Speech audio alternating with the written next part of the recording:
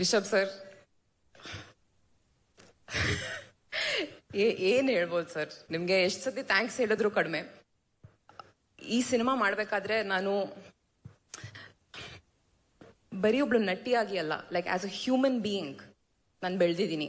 This film has changed me on like a cellular level.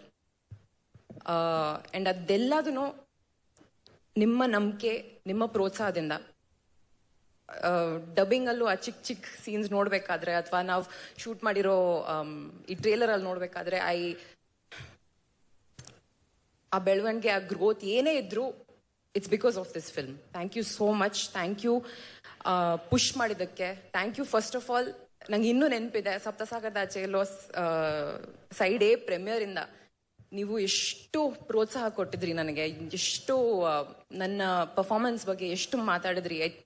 Honestly sir, it made me very very emotional. ಇವತ್ತಿಗೂ ನಿಮ್ಮ ತಂಡದಲ್ಲಿ ಸೇರಿಸಿದ್ದಕ್ಕೆ thank you so much.